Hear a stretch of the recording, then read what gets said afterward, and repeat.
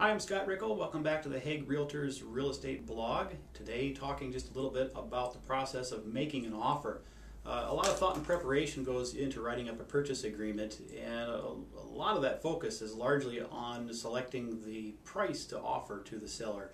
And I think we got to look at the importance of some of the other terms on the purchase agreement and how they affect the overall outcome.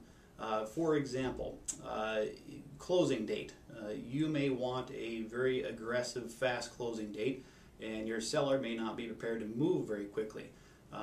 They may be willing to trade some dollars for some time, perhaps. Perhaps if your offer was a little higher, they'd be willing to close a little faster for you and get out of the way. Also things like inspections. If you negotiate your purchase price down to the very, very lowest possible number that the seller is willing to go for, then you do an inspection and find that there's some problems with the house, that seller may not have any funds left or may not be willing after the negotiation to spend any more money to satisfy any of those items that showed up on the inspection report.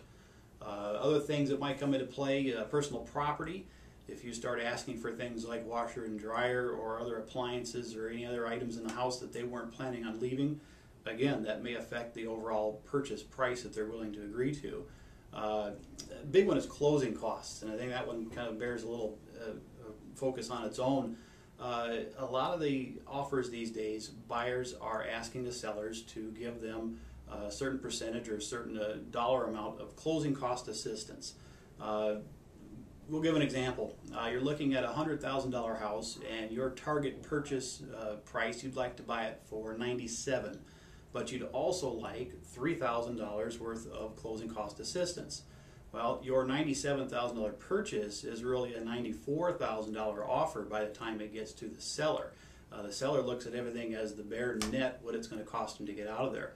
So you're really negotiating from two different directions there. He's at 94, you think you're at 97. So all these things come to bear on the purchase price, and sometimes it's best to really come up with your purchase price last after you've discussed every other term that's going to go on the purchase agreement.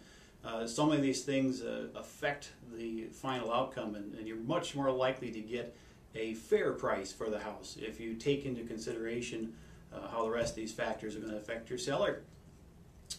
Next time we're going to talk a little bit about the role of the realtor in the purchase agreement and what we do for you there. Thanks for tuning in.